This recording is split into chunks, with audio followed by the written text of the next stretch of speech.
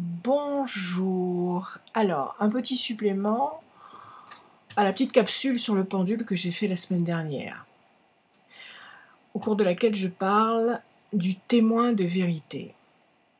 Alors, qu'est-ce que c'est qu'un témoin de vérité? Un témoin de vérité, c'est quelque chose qui peut être matériel et qui peut être non matériel. Mais bon, on va parler simplement des témoins de vérité que vous pouvez tenir entre vos mains.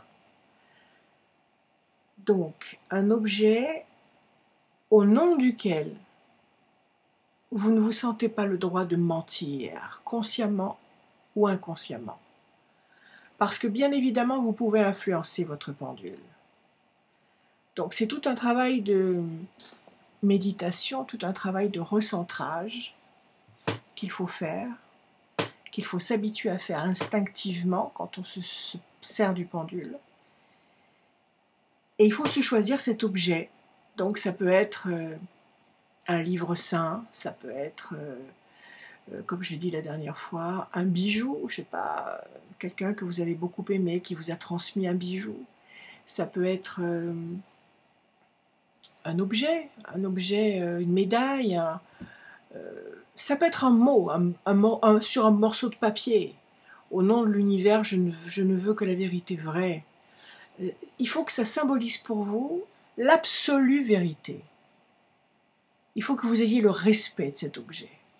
Voilà. C'est ce que moi j'appelle un témoin de vérité. Et ce témoin de vérité, il faut le mettre sur votre table de travail quand vous faites du pendule, quand vous pendulez. Parce qu'au nom de cet objet-là, votre inconscient va vous obéir et ne va pas conditionner le pendule à des réponses toutes faites que vous espérez dans votre inconscient. Donc c'est déjà une façon de structurer votre inconscient.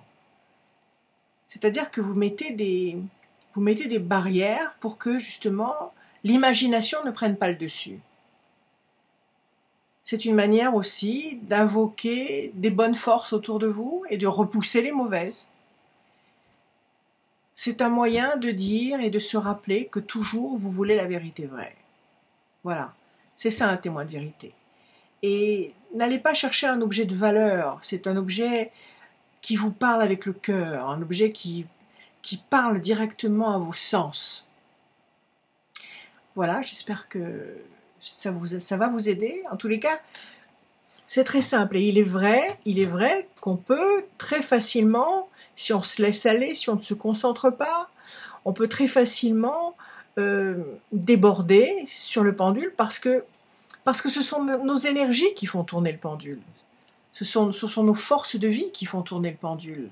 Mais nous nous servons de notre âme et de la force atomique de nos âmes pour, à travers la méditation et à travers ce travail de recentrage, pour se donner la possibilité de basculer dans cet état second, dans cet état alpha, qui va nous permettre de basculer dans une mer infinie d'informations.